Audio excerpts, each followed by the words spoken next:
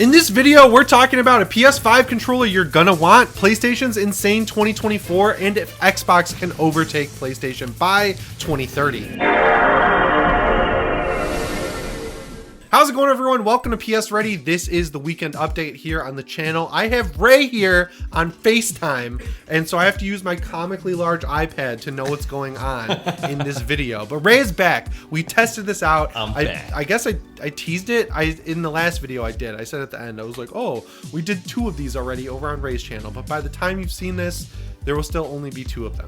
But, you know, we're doing these on both channels now. You know, I'm having a good time sipping on this Glacier Cherry Gatorade. I don't know if that's like they're not sponsoring me by any means. That's just what I'm drinking right now. So this first news story I have today is about a new controller from a manufacturer called Nacon. This was announced at a Tokyo Game Show. I remember in college when I was a big Vita guy, I had a website where I would cover Vita news, and it was probably one of the biggest Vita sites around because there weren't any at the time. And I had to stay up late one night, and Sony would always be like, oh, we're not announcing anything at Tokyo Game Show. You can sleep, Jimmy, it's all good. And I knew they were lying, so I stayed up all night till 2 in the morning, and I watched them announce the PS Vita revision, like the new color one, the 2000. And I was like, you know, them saying they're not going to announce anything and then announcing new hardware shows how much they care about the Vita. And look how far we've come. Sony isn't even at Tokyo Game Show anymore. So this is called the Nacon Revolution 5 Pro, and it's a rehoused DualSense, I guess, and it's coming out in October for $244, which is crazy. That's half the price of a PlayStation 5. And the reason I think people would want this controller is because it has no stick drift. It has Hall sensing joysticks which use magnets, so you'll never get stick drift. Will you buy this controller, Ray? I will not buy this controller. Me neither. I will not, because that's a little steep. But this is kind of like the first version of this technology we're seeing, like in a third-party DualSense controller. Correct me if I'm wrong. So like, I'm sure like other iterations of that featuring Hall effect sensors will come out and be included in these third-party controllers, and they will be a little bit more affordable. But 244 is kind of, it's hard to justify, especially when the DualSense Edge is sitting right there. You may not have the Hall effect sticks, the DualSense Edge, but you can't swap them if you ever get drift, so it is preventative in that way. So already, like, even though yes, the Edge can get drift theoretically, you can do something about it easily, and it's still cheaper than this 244 price point. It's a first party option. That's kind of where I'm at. This thing comes along with a bunch of extra sticks and triggers and stuff. I don't know, it's pretty expensive. I feel like this is for the kind of person who like sweats in Call of Duty. I don't know, like maybe and it's looking Call of Duty, you would want this. It looks like you need a dongle too in order for it to be compatible. Yeah, because the PS5 doesn't have Bluetooth, and I'm sure this is like a not sanctioned controller, I guess, because there aren't really any third-party PS5 controllers because of all the tech inside of the DualSense. I'm gonna be a hater of all controllers right now. This controller is too expensive. DualSense Edge is pissing me off because I played all of Resident Evil 4 Remake with it, and I just downloaded Separate Ways today, and while I was like waiting for you to get on FaceTime, I was like, I'll run through a round of Mercs real quick. And I didn't have my DualSense near the computer, so I used my Xbox controller, my Starfield one. There is a massive dead zone in that game, and I tried it in the demo on PS5. It's there too. You don't have that dead zone on the Xbox controller, so that's super irritating. But Xbox is working on their own controller now. It's going to be called the Premium controller. It's not replacing the Elite. It's going to sit in between the regular Xbox Series controller and the Elite V2, which I don't recommend buying personally. The Elite V2? V2. I said V2. Oh, I thought you said me too.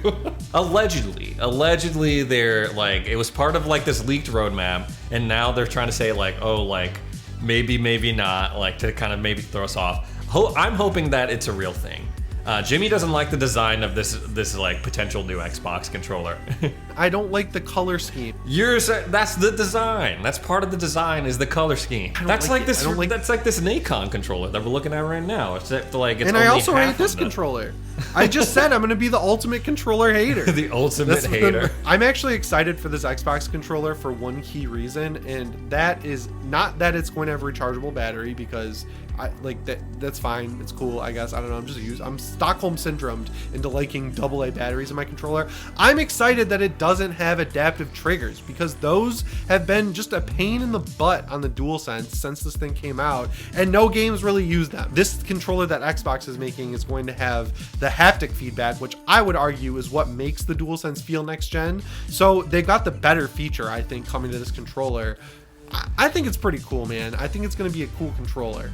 A little late, but better late than never. Yeah, it's time for an update on their side. It's interesting how the adaptive triggers have, as time has gone on, we've seen, like, at first it was a really exciting proposition, and there are certain games that really use the hell out of it, right? Like, I think of Ratchet and Clank and Returnal, and there's some cool stuff in Stray that they did with it as well. But then there are games where it's like, this is totally unnecessary. Like when I was playing through the new Final Fantasy, and there's a mechanic where if you go up to a really heavy door, you gotta like press the trigger extra hard, and it's like Clive is opening up the door, and I was like, this is pointless. Like this is just like, what? This makes no, like, it added nothing to the experience, like you said, of just loading to the next zone, which it seems so weird. I think it's fine. It's just like the DualSense battery is so bad that any feature like that, where it's like, oh, they use it in some games, well, not in others, I'm like, cut it out, take it out of the controller.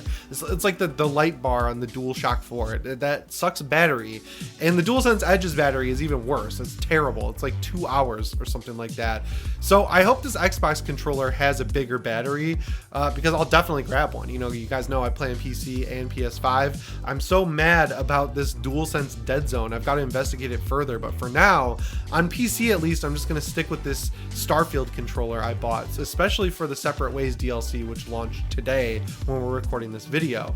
I think it's cool that Xbox is doing this. Again, I feel like they should just give people a coupon if they bought a Series X or something for a discount on this controller, because it's like, that's the controller that should have shipped with it.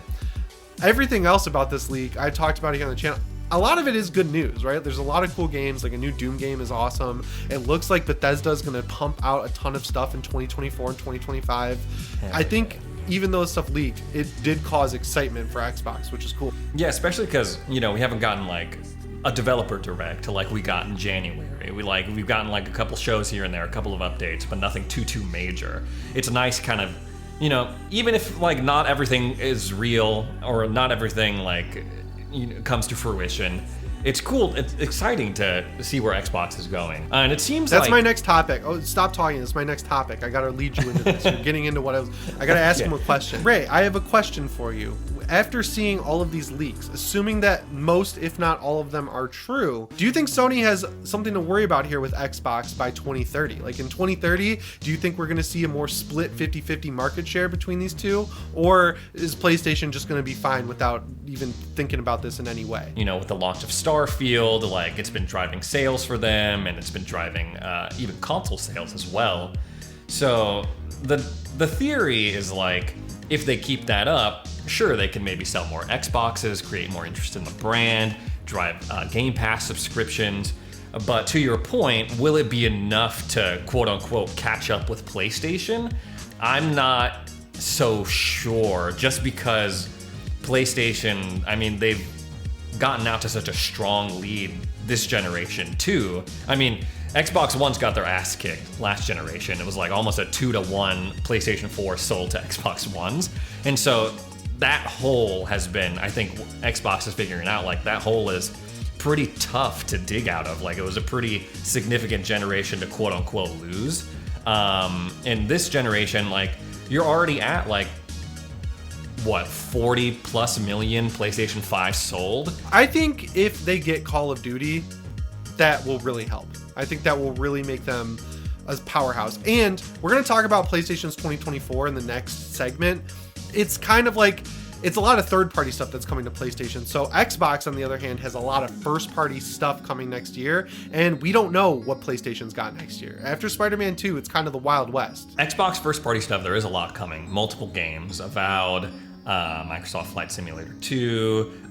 This isn't first party, but Stalker 2 is going to be added day one on Game Pass, and they have a little bit of exclusivity on that. A deal that they worked out. What else is coming out next year? Towerborn. One thing I'm concerned about is because, yes, we're seeing an interest in Xbox because of Starfield, and I know a lot of people, there's differing opinions on it, but fact of the matter is, driving sales. It's doing good for Xbox. These other games that they have coming out, they're not Starfield level, right? It's not like, oh, the first Bethesda new universe in decades, like, oh, this is the game of a generation, blah, blah, blah. So I wonder, like, if, like, smaller scale games like the one we were just talking about, or like lesser known IPs or completely new IPs, like those kind of coming out in like back to back to back, can they replicate interest in the Xbox brand the same way that like a big kahuna like Starfield can? And that's something that I kind of question about. They only need one to land, really, because if Starfield is a huge game, but it did get like a lot of 7s, you know, and I think if it got a lot of 9s, it would be pushing Xboxes even more.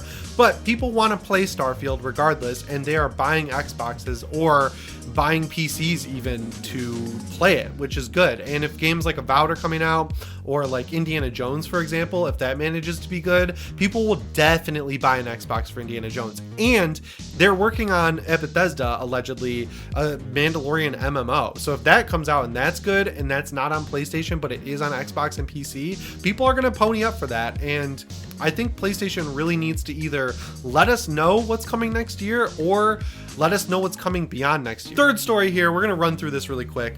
This headline caught my eye over on Push Square. It says PlayStation's 2024 release schedule is already a joke. And I was like, oh, in a negative way? And I went and looked. Not from Push Square. There are so many games coming out in January. It is nuts. I'll just run through a few of them. This is the early 2024 schedule, so everything in the first 2 months. You've got Alone in the Dark on the 16th, Prince of Persia: The Lost Crown, Like a Dragon: Infinite Wealth on the 26th of January, Tekken 8 on 26th of January, Grand Blue Fantasy Relink, I don't know what that is. Suicide Squad Kill the Justice League is apparently coming out in February. Persona 3 Reloaded is in February. Helldivers 2 is in February. The Tomb Raider Remastered Collection is in February. Final Fantasy Rebirth is in February. And then there's like a bunch of other stuff in the first quarter, like, I don't know, Vampire the Masquerade Bloodlines 2, Star Wars Outlaws, Final Fantasy 14 Dawn Trail, that's going to be huge, Lollipop Chainsaw Repop, Little Nightmares 3, like there are so many games coming out. It's insane. I didn't even know about Lollipop Chainsaw Repop until this list came out. Yeah, and then of course, you know, Final Fantasy 7 Rebirth. That game's going to be huge, I think. Like, there was a lot of previews about it.